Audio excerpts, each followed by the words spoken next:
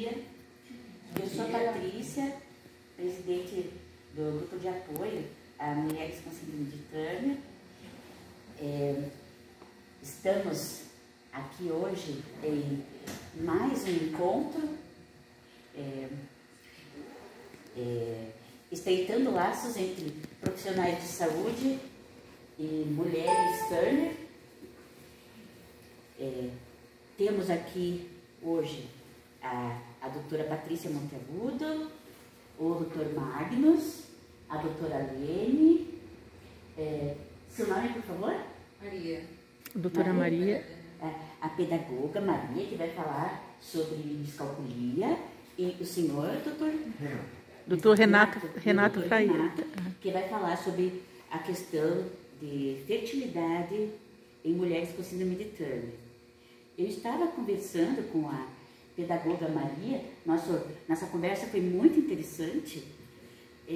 Um plano para 2023 é a gente reivindicar políticas públicas para a síndrome de Turner. Na lei de inclusão, a síndrome de Turner não é mencionada, né? E essa é só uma das questões, né? Nós temos que ter um projeto bem estruturado para fazer essas reivindicações. Bem, vamos começar então.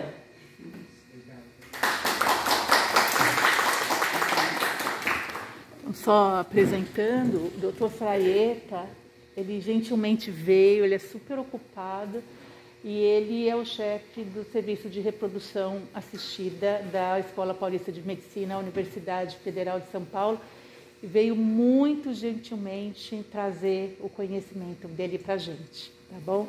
A gente é muito grata de coração, né, Agnes? Quer falar alguma coisa? Grata. E é uma pena que tão pouca gente tenha vindo, uma pena. O pessoal se acomoda agora com a gravação, né? A gente vai gravar, tudo bem? Sim. Bom, vou dar início então. Bom, eu sou Renato Freire. Eu quero agradecer, em primeiro lugar, ao convite. Patrícia, Magnus, quero agradecer a presença de todos. Eu vou falar um pouquinho sobre reprodução assistida e mulheres com Turner. Então, uma visão ampla, o que pode ser feito nos dias de hoje com relação ao lado reprodutivo de mulheres com Turner. Tá? Então, aqui só uma introdução das aneuploidias dos cromossomos sexuais. Os dois representantes, síndrome de Klinefelter, que acomete 1 a cada 600 nascidos, e síndrome de Turner, 1 a cada 2.500 nascidas. Né? E aí, vocês discutem, isso aqui é específico da área de vocês, e isso aqui é bem só para falar um pouco geral, e aí começando um pouquinho sobre a parte da fertilidade. A grande maioria das mulheres com síndrome de Turner e variantes de síndrome de Turner, a grande maioria é infértil. Muitas, né, já tem, vocês podem dizer melhor do que eu, já vem com a amenorreia primária, né, já o diagnóstico até com a amenorreia primária. A gravidez não é impossível, mas ela realmente é rara, infelizmente, ainda nos dias de hoje. Importantíssimo o aconselhamento genético, então já falar sobre a parte reprodutiva já no aconselhamento genético.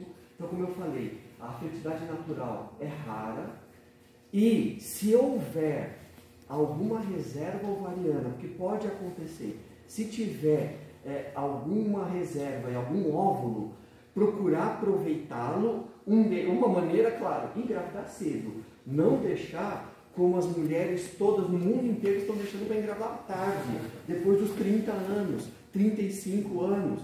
Né? Então, procurar engravidar cedo, aproveitar que tem algum estoque de óvulo para engravidar precoce. Né? Não estou dizendo, claro, também não 12 anos, não, mas assim que possível, né? Assim que já tem, né, maturidade para poder já poder gestar. Porque é possível que ao passar do tempo esse estoque, como para todas as mulheres, vai diminuindo, mas na mulher com Turner pode diminuir mais cedo.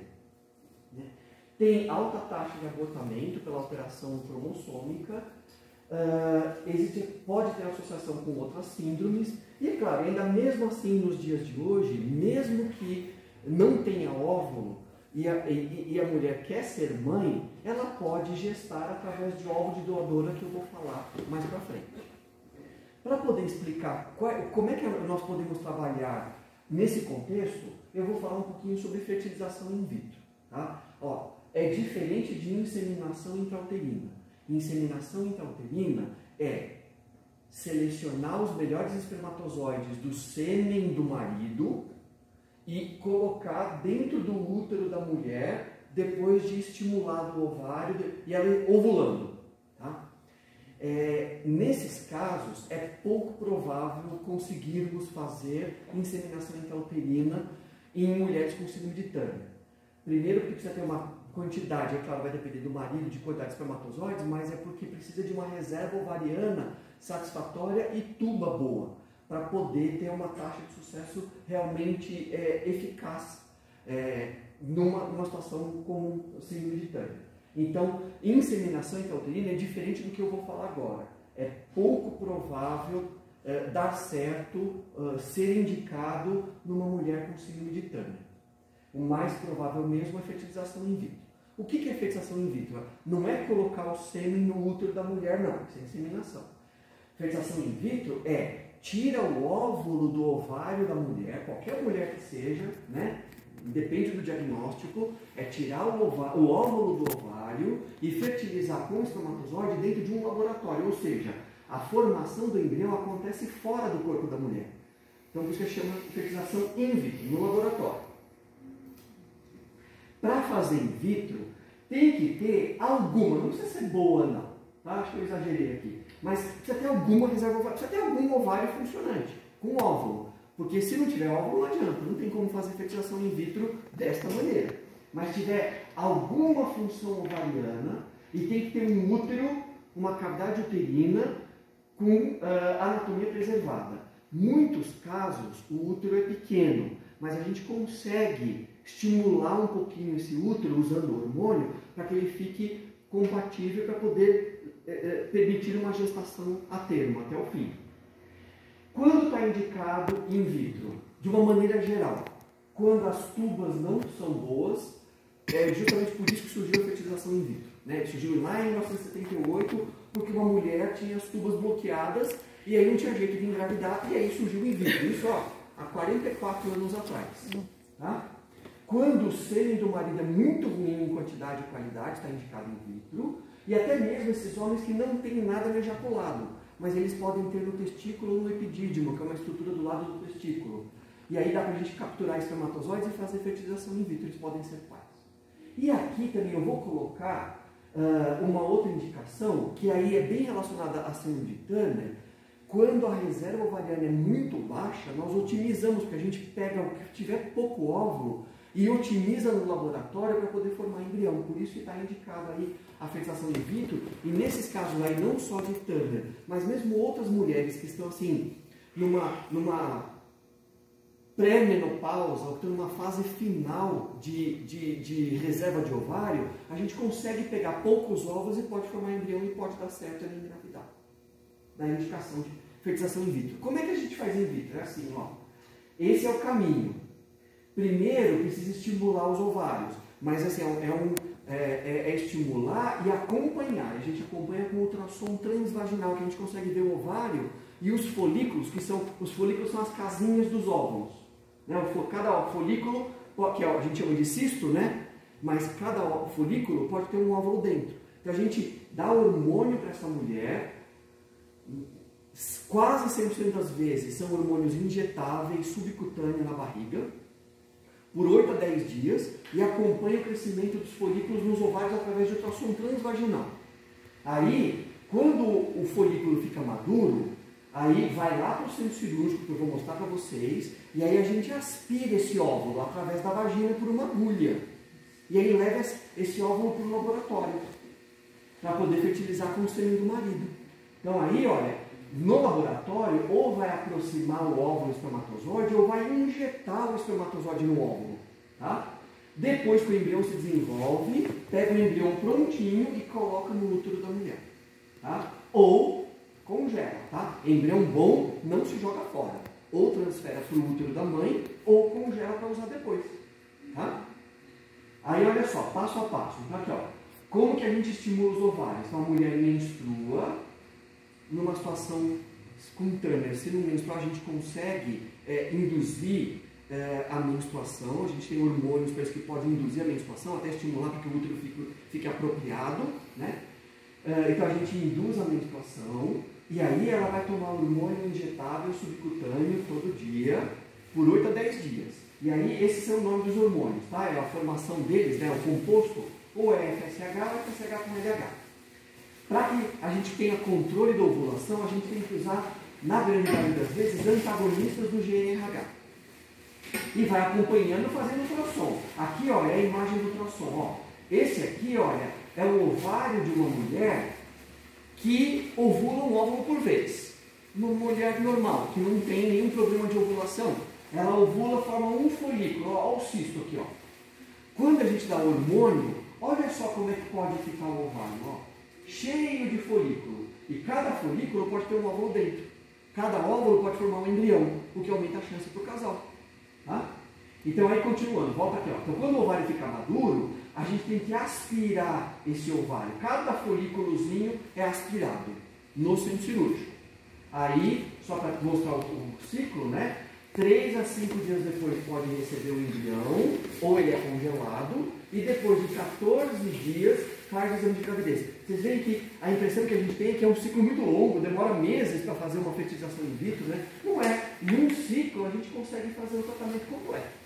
Um ciclo menstrual. Tá? Aqui, olha como que é no centro cirúrgico. Então, hoje de manhã eu tive uma captação, até estava comentando com a doutora Patrícia. Então, é quase que diário para nós, porque as mulheres ovulam todos os dias, né? Qualquer dia ela pode ovular, né? E aí, olha só, como que é o esquema no centro cirúrgico? A paciente está aqui, olha, tá em posição ginecológica, aqui está o médico, que está olhando no ultrassom, e aí, no ultrassom, com um aparelho de ultrassom pela vagina, ele olha o ovário cheio de folículo, ele passa uma agulha, olha só, a agulha é uma agulha específica para isso. A agulha atravessa a vagina e aspira todos esses folículos ovarianos. E aí, como vem um líquido chamado líquido folicular, que, ó, por exemplo, aqui, ó, esse líquido está sendo entregue por embriologista. Só que não pode perder temperatura, gente. O óvulo ele fica a 37 graus, é a nossa temperatura do corpo. Então, ou o embriologista coloca num banho-maria calibrado a 37 graus, ou num bloco também aquecido a 37 graus. Acabou de aspirar os 2 ovários da mulher, o embriologista vai para o laboratório, que é uma sala anexa, e aí, olhando no microscópio, lembra que óvulo é microscópio, não dá para a gente olhar olho nu, né? Aí, olhando no microscópio, aqui, ó, isso aqui é a imagem aqui é o óvulo. Então, esse aqui é o cúmulo zoófilos, aqui é o óvulo com as célulazinhas ao redor. Que aí, o embriologista consegue, olha, no microscópio ele consegue identificar, separa, para depois juntar ao espermatozoide. Tá? Uma captação dessa dura 15 minutos. A paciente fica internada das 6 às 10. A paciente já dei alta antes de vir para cá conversar com vocês, já está indo embora para casa. É muito rápido. Tá?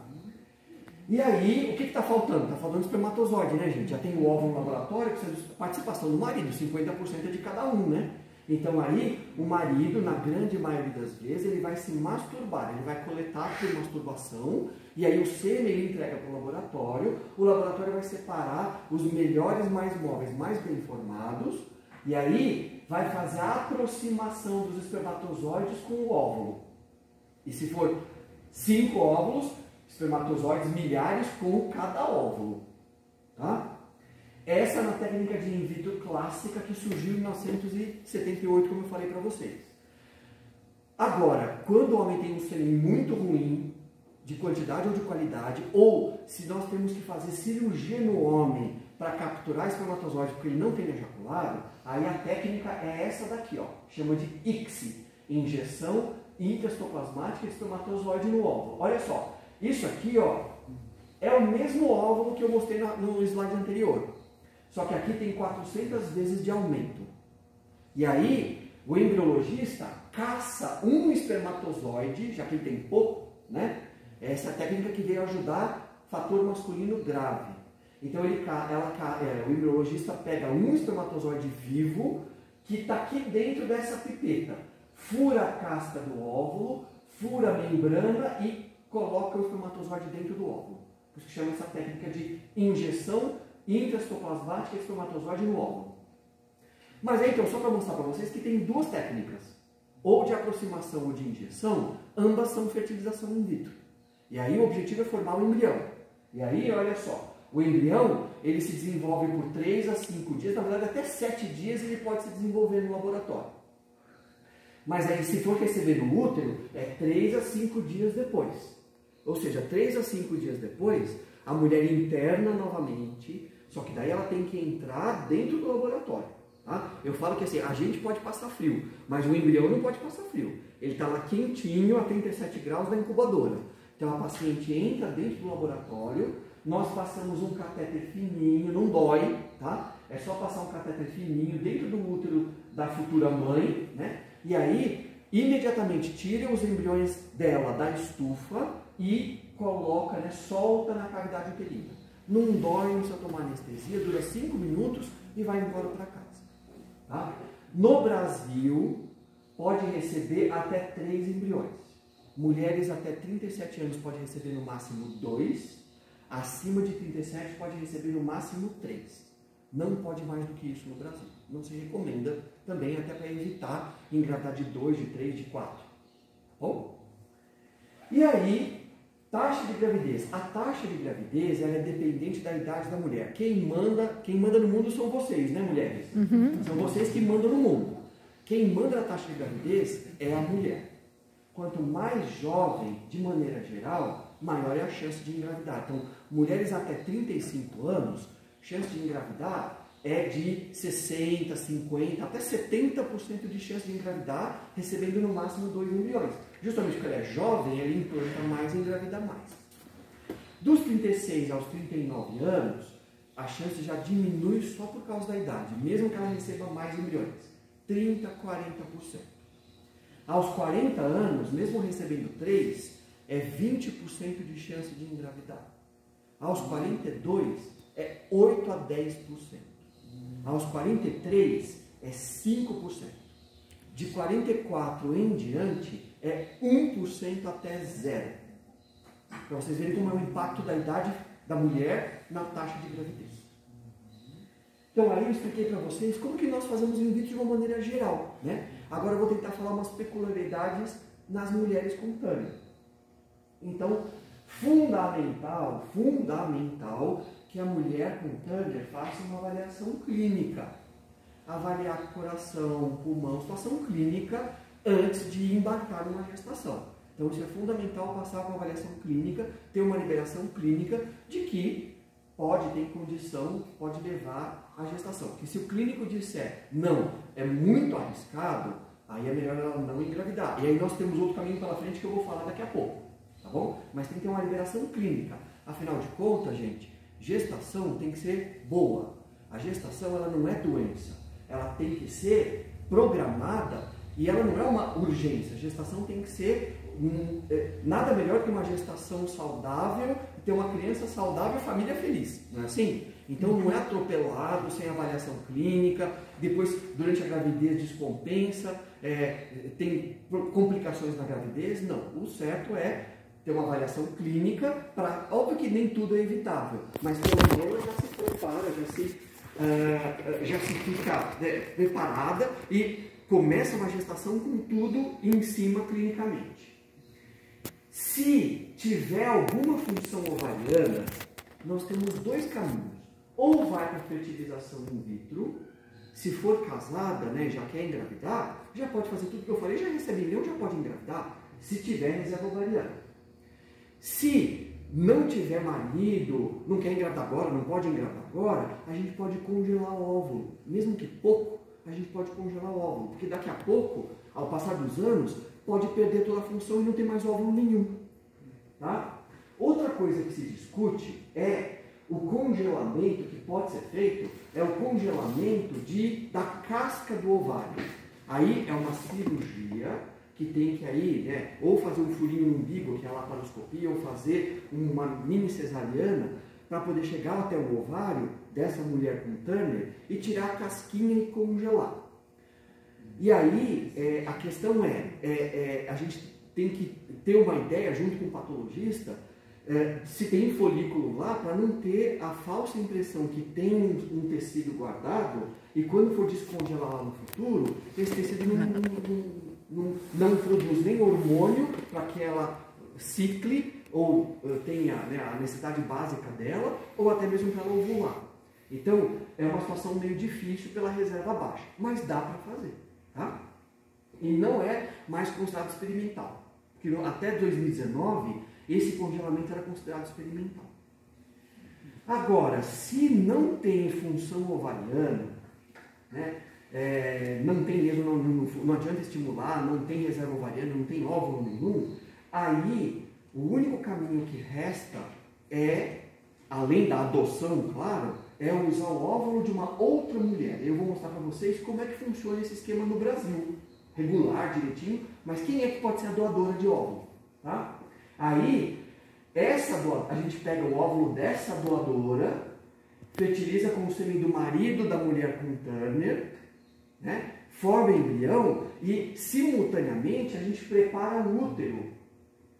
A gente prepara o útero dessa mulher para no dia certo transferir um blastocisto, um embrião por vez. E aí, não é interessante a mulher com Turner engravidar de mais do que um, até pela questão de ter uma boa gestação saudável. Tá? Não pode parecer bacana, gêmeos e tal, mas a gestação fica mais complicada, até clinicamente, vocês devem imaginar isso.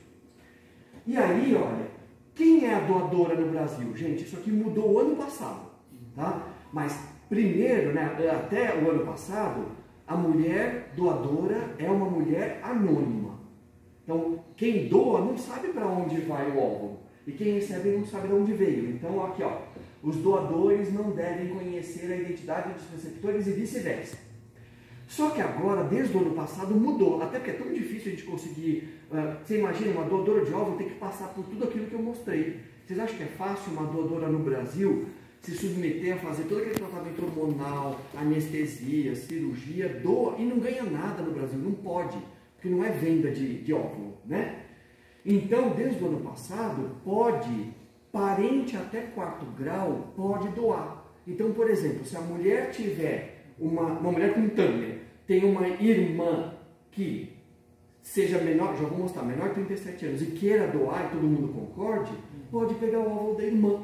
Pega o óvulo da irmã, fertiliza com o marido da moça com Turner, fertiliza, desenvolve embrião e ela vai gestar, ela vai amamentar e, né, o filho é dela, legalmente é dela, afetivamente é dela, mas o DNA veio da doadora e do marido. Tá? Então aqui, ó, exceto na doação de gametas ou embriões para parentesco até 4º grau de um dos receptores, ou seja, pode ser dela ou do marido. O que é 1º grau? Pais, mães, filhos, filhas. O que é 2º grau? Avós, avós, irmãos, irmãs. Tá? 3º grau, tios, tias, sobrinhos, sobrinhas. 4º grau, primos, primas. Claro, desde que não incorra em consanguinidade. Claro, não pode pegar, por exemplo, a irmã do marido e fertilizar com o sêmen do marido. Não pode ter consanguinidade. Tá? Mas a irmã dela com o sêmen do marido pode. Tá bom? Outra coisa é a idade, quais são os pré-requisitos para ser doadora. A doação de gametas pode ser realizada a partir da maioridade civil, ou seja, após 18 anos da maioridade civil, né? Sendo a idade limite de 37 anos para a mulher e 45 anos para o homem. Ou seja, a doadora tem que ser menor de 37 anos de idade. Tá? Exceção pode ser aceita nos casos de doação de óvulos congelados, doação familiar, conforme descrito no item anterior, desde que a receptora, receptores, sejam devidamente esclarecidos sobre os riscos que envolvem a prole. Porque se a doadora, a irmã, por exemplo, tiver 38, 39, 40, pode doar? Pode. O problema é que quanto maior a idade, aumenta o risco de outras doenças, outras síndromes. E o casal tem que estar ciente disso antes de aceitar, claro. Tá? Outra coisa que também isso aqui eu queria mostrar isso aqui para vocês. Quando é doação anônima, é a clínica, né, o médico que vai escolher uma doadora compatível. Porque é anônimo, então quem doa não sabe de onde vai, quem recebe não sabe de onde veio, mas é claro que aí a equipe médica vai buscar a doadora com a máxima semelhança física. Raça, cor do olho, cor da pele, cor do cabelo, tipo sanguíneo. Tá bom? É isso aí. E aí, o que a gente pode fazer se essa moça com síndrome de Turner não tiver condição clínica de gestar? Se um clínico julgar que é muito arriscado essa moça gestar, pode ter complicações clínicas maiores ainda na gestação, e aí se o clínico disser que não, ela não deve gestar, aí nós podemos fazer, né, o povo fala barriga de aluguel, está errado, porque justamente no Brasil não pode ter um aluguel, não pode pagar para gestar, né? Então a gente chama de substituição temporária de útero, útero de substituição, cessão temporária de útero, né? E aí como funciona? Funciona assim: uma parente até 4º grau de um dos dois vai gestar por essa mulher com Turner que não tem condição clínica de gestar. Tá? E aí a outra moça vai só emprestar a barriga, ela vai gestar, não vai ganhar nada por isso, e quando nascer a criança volta para os braços do pai e da mãe, dos pais, certo? Porque a outra moça que gestou, ela só gestou, ela emprestou o útero, tá bom? A carga genética não é dela, tá? Então, olha aqui, ó, as clínicas, centros ou serviços de reprodução podem usar técnicas de reprodução assistida para criar a situação identificada como gestação de substituição, desde que exista uma condição que impeça ou contraindique a gestação, como uma condição clínica que impeça. E aí, olha só, acidente temporário do útero deve pertencer à família de um dos parceiros em parentesco consanguíneo até 4º grau, já falei isso para vocês. Mas assim, eu não tenho ninguém na minha família até 4º grau, nem dela, nem dele, que possa gestar. Mas eu tenho uma vizinha que cresceu junto comigo. Pode, mas ele tem que pedir autorização para o Conselho Regional de Medicina, da qual eu também faço parte. A única coisa que nós fazemos questão é que esteja claro a quem vai gestar. A gente já tem que ter um filho, é mandatório que ela já tenha um filho vivo, tá? E que não haja comércio. O que não pode no Brasil é não ter comércio. Assim, você é minha amiga, você vai gestar para mim, eu te pago tanto. Não, isso não pode, ela não vai ganhar. O casal pode dar todo o suporte necessário, mas não ter lucro emprestando a barriga. Aqui, ó. A cessão temporária do útero não pode ter caráter lucrativo ou comercial. E aí, gente, esse aqui é o meu último slide, eu estou aberto a perguntas, tá? Mas eu queria falar essas coisas para vocês, as conclusões do que eu quis explicar para vocês, estou aberto, como eu falei, tirar dúvidas. Os tratamentos, ou o tratamento de reprodução assistida é possível nos casos de Turner. São situações raras, infelizmente, não é comum, é difícil, mas é possível. Tá? Sempre tentar engravidar cedo, se tiver alguma reserva ovariana, procure engravidar cedo, porque se passar muito tempo, né, mesmo jovem, mas se passar alguns anos, pode ser que a reserva acabe e aí perdeu a chance. Tá? Ou, se não quer engravidar cedo, pelo menos procure estimular e congelar, para usar depois quando quiser ser mãe. Grande maioria não tem óvulo, então vai depender de óvulo de outra mulher. E aí é uma grande dificuldade no Brasil obter esses óvulos. Por isso que a resolução mudou ano passado, para poder contemplar até parente que possa doar, para que a gente aumente o número de doadoras. Que sempre tem mais receptoras esperando o óvulo do que doadoras doando os óvulos. Eu queria agradecer mais uma vez ao convite, né? Patrícia, Magnus, todos vocês, obrigado, estou à disposição.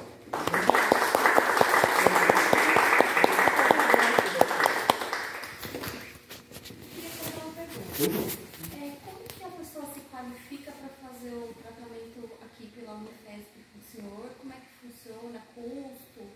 pessoa bater? Como é que funciona essa parte? Não tem assim, não tem fila, tá? A única coisa é que tem que fazer um cadastro pelo site, tá? Aí, marido e mulher, a mulher tem que fazer, assim, ela tem que ter, o critério que existe é até 37 anos de idade, porque nós não temos óvulo para doar, né? Infelizmente a gente tem essa dificuldade, a não ser que o casal tenha parente, mas banco de óvulos nós não temos. Então, o critério é mulher menor ou igual até 37 anos de idade. E aí faz o cadastro, tá? E aí vai passar em palestra, semelhante a essa, mas é uma palestra que vai, claro, não é uma palestra aberta a vários casais, várias situações, fator masculino, feminino. E aí faz a matrícula e começa o tratamento. O grande problema que nós temos é que a Unifesp, como órgão federal, não recebe verba federal para esse tipo de tratamento. Então, como que a gente trabalha?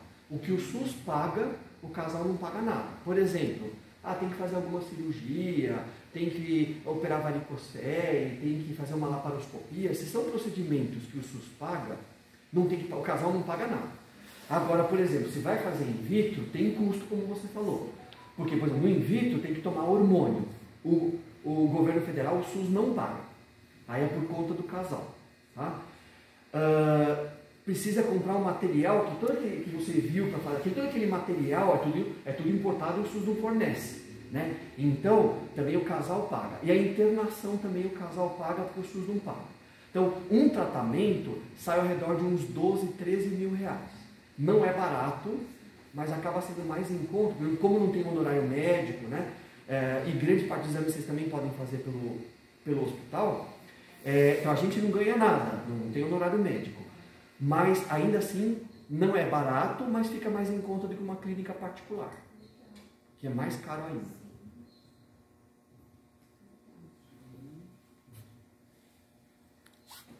Posso perguntar? Claro. A doação para colocar os óvulos em banco de óvulo, então uma menina Turner, quando a gente vai ler, a gente lê que elas, assim que entrarem em puberdade, tal quanto antes, teria que fazer já o congelamento de óvulo, porque elas perdem muito rápido mesmo, né? Então, quando entra na puberdade e tal, tem uma data limite aqui no Brasil? Não. Para começar, para tirar os óvulos. Se é púbere, já pode criopreservar óvulo. Uhum. Pré-púbere, aí não tem como, aí tem que ser crio de tecido ovariano. Uhum. Né? Mas já pode, não tem limite não. A única coisa a dificuldade que a gente tem é que, por exemplo, adolescente, a gente precisa fazer ultrassom transvaginal. E aí, em geral, virgem e tal, é a dificuldade que a gente tem de passar o probe, né, e conversar com o casal sobre isso. Mas se entrou na puberdade, dá para estimular, dá para congelar óvulo. Uhum. E esse congelamento de óvulo, esse guardar, né, o óvulo, tem também um custo, eu imagino. Esse é o mais barato. Atualmente está R$360, porque quem manda não é a Unifesp. Porque por ser um serviço que o SUS não paga, quem comanda é o Hospital São Paulo, a SPDM. E aí o custo de manutenção é R$360 por semestre. Esse não é caro. É mais difícil para conseguir o óvulo. Depois que congelou, a manutenção é barata. E só uma coisa para falar para vocês, e pode ficar por tempo indeterminado. Há 2 ou 3 semanas atrás, nasceu gêmeos de embrião congelado há 30 anos atrás. E nasceu com saúde. Então, você vê que pode ficar por muito tempo indeterminado.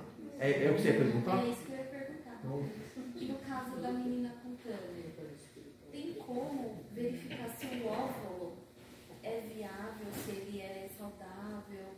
a gente não consegue fazer muita investigação no óvulo, porque senão você prejudica o óvulo. Mas, na verdade, o que a gente consegue fazer, que a embriologia faz, é avaliar a maturidade. Precisa ser óvulo maduro. Se é óvulo maduro, então ele é fertilizado. Então ele congela, aguenta o congelamento, e aí você só consegue avaliar características, por exemplo, genéticas, só na hora que virar embrião. Só óvulo puro a gente não consegue. Mas o que é possível fazer é avaliar a maturidade. É maduro? Congela. E ele pode levar uma gestação lá na frente. E para fazer esse congelamento com vocês, também tem que fazer inscrição? Por exemplo, a minha filha entra na puberdade, aí a gente faz a inscrição, colhe os deixa lá congeladinho, vai fazendo a manutenção. Aí quando ela casar, quiser ter filhos, vai lá e faz todo esse procedimento. Isso, é isso aí. Isso. Mas assim, na verdade, aí o que eu posso combinar com vocês vocês não precisam fazer cadastro. Se for encaminhado do serviço de endocrinologia, né, aí vocês encaminham direto, aí a gente faz, porque aí a palestra ela é para casais. Sim. Aí não tem sentido, né, um adolescente com a palestra de casais, porque na verdade o objetivo é... Então aí a gente faz um curto-circuito, pula essa etapa, vocês encaminham para a gente, aí a gente atende e tal, faz todo o procedimento, e lá daqui, sei lá, daqui 20 anos, tá com os óvulos guardados desde agora, daqui 20 anos quer engravidar, volta lá e vem lá com o marido e vamos aproveitar esses óvulos e fazer fertilização e a gestação. E esse procedimento, quanto que sai a retirada do óvulo? Vai sair, então, vai ser um pouquinho mais em conta, porque não vai ter a fertilização. Mas o uso de hormônios vai, a internação vai ficar um pouquinho mais, vai ficar uns 10, 12. Que não tem a parte de fertilização, não vai envolver o espermatozoide, né? Foi muito bom, parabéns. Sempre muito entusiasmado quando você vem aqui, abre esperança de a gente fazer mais projetos juntos, né? Acho que toda a população tânia fica feliz com essa possibilidade de que a medicina está chegando e acesso de todos, né? Todos. A minha pergunta é o seguinte: quando você fala assim de estimular esse ovário, a menina tânia ela já vem estimulada, porque ela é um hipergonadotrófico, ela tem FSH acima de 50, LH estourado. Quanto ainda é necessário essa estimulação? Sim, porque...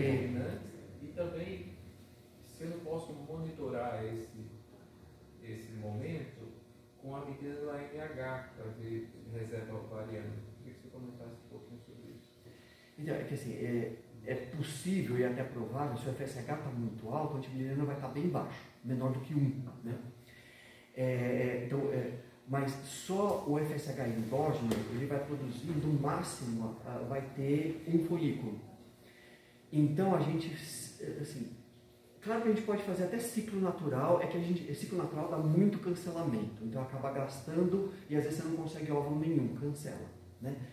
Mas, pelo menos uma vez a gente consegue, mesmo com FSH, sabe, eu já tive FSH de 26, por exemplo, que é alto, mas aí você faz estimulação ovariana usando gonadotrofinas, aí aparece 2, 3, 4 folículos e vem 2 óvulos, apesar do FSH de 26 ou antimileriano de meio, 0,3, 0,2. Então vale a estimulação, porque o desgastante, a gente vê isso, né, para a mulher ou para o casal que não consegue engravidar, é custoso e é desgastante emocionalmente você ficar fazendo várias tentativas. Então se você consegue dar um tiro de canhão maior e conseguir mais óvulos, evita que você fique repetindo várias vezes. Agora, claro, se tem pouco, você pode repetir. E aí, claro, você fez uma vez, a resposta não adiantou com gonadotrofina, você pode até fazer um ciclo natural, guardadas as proporções, porque pode ser que você não consiga pegar o óvulo, pode ser que aquele folículo seja vazio, que o óvulo seja maduro, aí não congela, aí perdeu todo o ciclo, sabe? Tudo isso é desgastante. E esse AMH tem algum AMH limite? Não tem, porque mesmo antimileriano, até mesmo indetectável, a gente pode encontrar óvulo. Claro que a gente sabe que vai ser pouco, mas a gente pode encontrar óvulo. Então não existe um que, não faça que não vai achar. Não. Uma coisa interessante que a Patrícia falou, quem sabe, assim, tendo políticas públicas, a gente consegue reverter uma parte, né, quem sabe, algum tipo de verba que a gente consegue destinada para a população Turner, né? E aí a gente consiga dirigir para aquilo e fica mais econômico, né? Ou quem sabe até gratuito. Mas aí precisaria realmente ter políticas públicas para isso. Como tem para outras situações, outras doenças, né? Durante a gravidez, quais seriam os cuidados que a mulher grávida precisa ter? Eu não sei muito, assim, eu não faço a parte de pré-natal, vou até pedir ajuda para Patrícia e o Magnus. Mas a paciente com Turner tem que ser muito bem acompanhada da parte cardíaca, não é mesmo? Né? Porque pode ter complicações cardiológicas durante a gestação.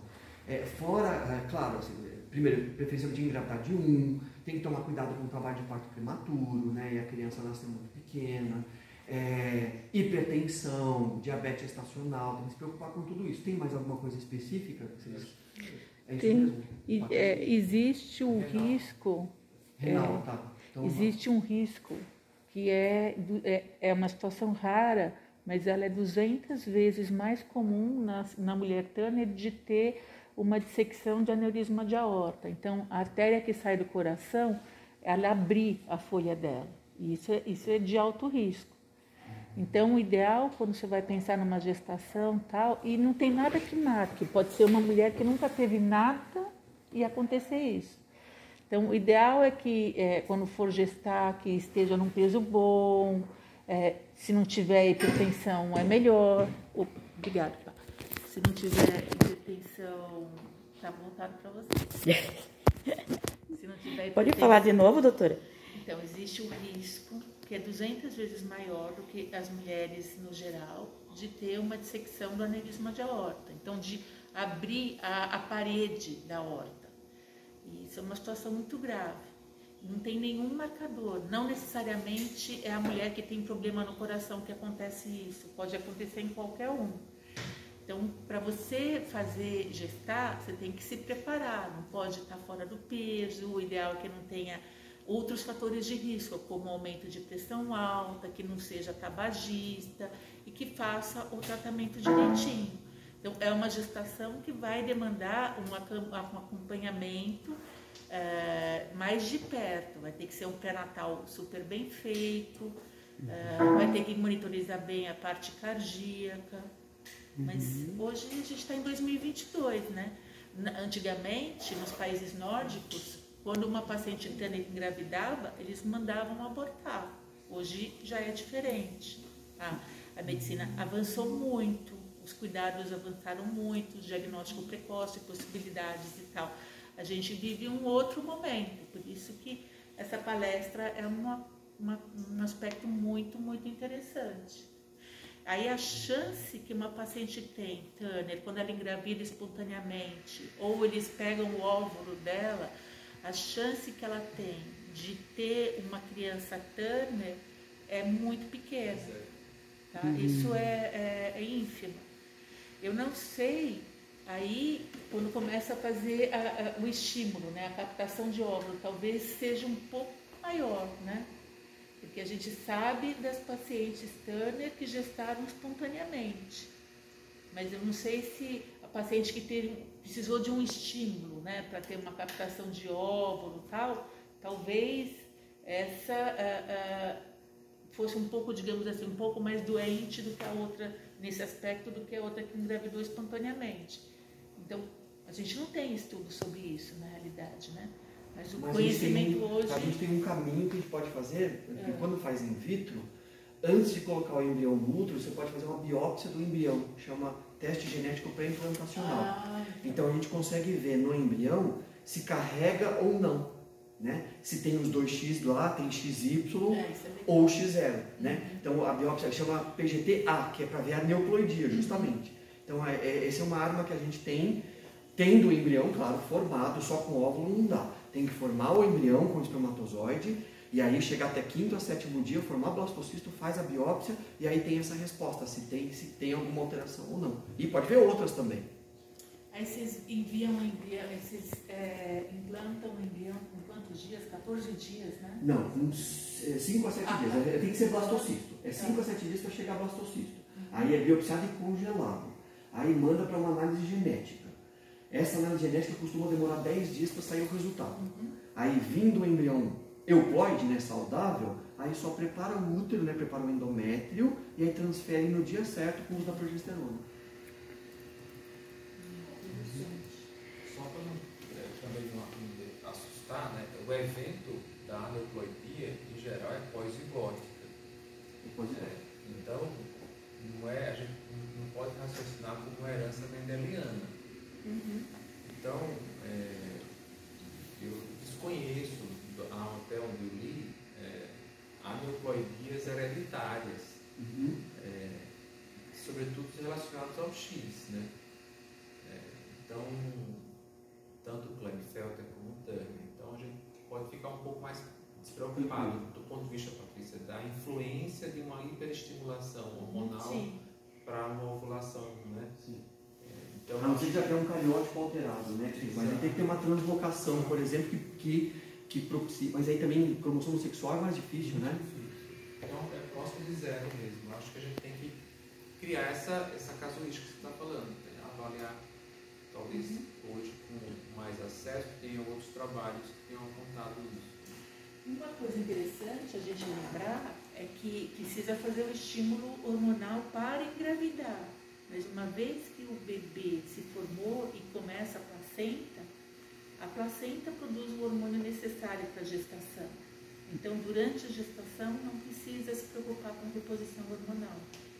É uma outra condição. Mesmo que vocês fora da gestação precisem de hormônio, durante a gestação não precisa tomar mais hormônio. Isso é interessante. Isso é uma pergunta, essa era uma pergunta que eu iria fazer. Patrícia, e também, lembrando que na gestação, no puerpério, ela não tem a fonte estrogênica. E aí eu preciso disso para lactação. Então, na gestação, ela fica suspenso a necessidade de estrógeno, né, e progesterona, porque isso é uma atividade trofoblástica, mas no puerpério, na amamentação, ela que não tem estrógeno, porque não tem uma função ovariana completa, precisa ser reposto precocemente no período do puerpério, primeira semana já. A gente teve a grata satisfação, né, Patrícia? Em 2017 tivemos 2 gravidezes e eu achava que a gente não ia ver. Tivemos 2 gravidezes aqui na foram tudo bem, né? No mesmo ano. E foram muito bem. Eu tenho mais uma dúvida. Então, você falou sobre o tamanho do útero, né? O útero ele tem que ser bom, ter um tamanho bom para gestar. Isso é uma preocupação. Quando a gente faz a reposição hormonal, a gente vai controlando com o ultrassom pélvico o volume uterino. Se o útero não está crescendo bem, até é uma coisa que nos faz aumentar a reposição hormonal. Para ela chegar, eventualmente, se quiser gestar, num tamanho de útero melhor. Isso é bobagem? Você falou que vocês podem aumentar o útero. Até ver se ele responde, né? Nem sempre, obrigatoriamente, ele vai responder. A gente espera que atinja um volume pelo menos de 25 centímetros cúbicos, né? E a gente faz estrogênio e progesterona, o ciclo primogênito, né? Então, faz a paciente ciclar tomando o remédio, ela faz aí pelo menos uns 2, 3 ciclos, e a gente costuma ter resposta. Né? Mas pode acontecer de mesmo fazer. A gente fala que é uma musculação, né? Que nem o útero vai para a academia puxar ferro, né? Mas aí a gente espera que ele tenha uma resposta. E pode responder e pode não responder. Se não responder, aí a gente precisa começar a discutir sobre o útero de substituição. E qual é a prevalência no nosso serviço de gestações por útero de substituição? É bem pouco. Assim, são situações útero de substituição é gestação de exceção, né? Então, a mulher que perdeu o útero, né, esterectomizada, ou aquela mulher que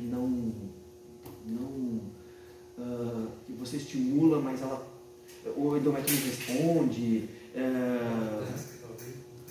rompedores que precisa, então, mas são situações bem raras. No setor eu talvez tenha tido aí umas 3, 4 que eu lembro aí, assim, nos últimos anos, assim. Não é comum, é realmente uma situação de exceção. Conseguir uma mulher que se dispõe a fazer isso também deve ser difícil. Então, quando tem parente, mais fácil. Quando não tem, precisa pedir autorização, mas assim, não é proibitivo, não, né? Dá para conseguir. Seguir as regras, né? É que tem que ter alguém que vai gestar, né? É uma solidariedade, né? Um altruísmo. Alguém vai gestar por essa pessoa por 9 meses e o filho não é dela, ela vai só gestar. Então é uma situação de exceção mesmo. E 25 centímetros cúbicos é suficiente porque deixa o mês de 40. Não, olha, chega a 25, 30 a gente já faz. A gente fez já com 25, 30 com sucesso. E ele continua crescendo um pouquinho depois. Né? A gente tem que, esse é um pré-tratamento. Então, chegou a 25, 30, a gente está feliz. Porque é possível que cresça mais depois quando começar com as gonadotrofinas, né? Então, Sim. mas 25 a gente já fez e aceita, assim. Leva bem. Mais alguma dúvida? A minha pergunta, na verdade, é uma questão que envolve a parte ética. Quando você faz a fertilização lá no laboratório, tem um embrião, ele chegou naquela fase lá que você consegue testar e ver se ele é um embrião saudável. Sim. Testou esse embrião e descobriu, por exemplo, que ele tem Turner ou Down ou qualquer outro tipo de anomalia cromossômica. O que é feito com esse embrião? É descartado? Como é que funciona essa questão ética? Sua pergunta é excelente. Se o casal quiser, pode ser descartado, porque a resolução permite descartar quando tem alteração. Entendi. Só que é uma outra discussão, que não é incompatível com a vida, concorda? Então, se o casal quiser, pode manter congelado. Entendi. Não é incompatível com a vida. Diferente de uma outra situação que é incompatível com a vida. Não adianta manter congelado, porque não vai levar a uma gestação, não vai levar a um feto, né? Mas a resolução permite descartar. Está escrito na resolução. Se vier teste genético com aneuploidia, pode descartar. Mas aí com autorização dos pais, né? Dos donos daquele embrião. Pode. Tem que assinar para descartar. Oi? Depende da escolha do pai e da mãe. Sim, sim. Aí eles têm que assinar para isso. Os dois. Os dois. Sim, tem que ser os dois. E se não quiser, não precisa descartar. Claro que aí o único ponto negativo é que vai ter que ficar pagando manutenção para manter ele congelado. Entendeu? Só isso.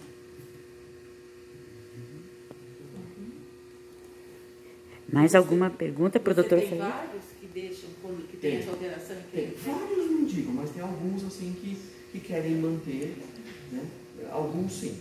E aí, quando embrião euploide, né? Sem alteração ou não biopsiado, a resolução mudou agora, mas aí a grande maioria dos serviços tende a esperar 3 anos, que é como surgiu na Inglaterra, né? Então espera 3 anos. Qualquer embrião saudável, por exemplo, mas o casal engravidou e não quer mais ter filhos, já fechou a fábrica e sobrou embrião. O casal pode doar para outro casal se quiser, mas se não quiser, tem que esperar 3 anos e aí pode doar para pesquisa ou pode descartar também com a assinatura do casal. Mas tem que esperar 3 anos. Embrião euploide ou não biopsiado. E vocês já fizeram inseminação de um embrião com aneuploidia, que os pais fizeram a si mesmo, ou fica só mantendo ele congelado? Não aconteceu. Não aconteceu. De transferir embrião aneuploide, não. Já teve discussão, mas não aconteceu também transferir embrião mosaico. Que aí é uma situação mais... Quase que um casal ia receber mesmo embrião mosaico. Que aí é uma discussão grande, se transfere, se não transfere, qual que é a porcentagem de mosaicismo que pode levar a uma alteração, se aquele mosaicismo é real ou não. Então tem uma discussão grande. Então, no nosso serviço não aconteceu nenhum até hoje.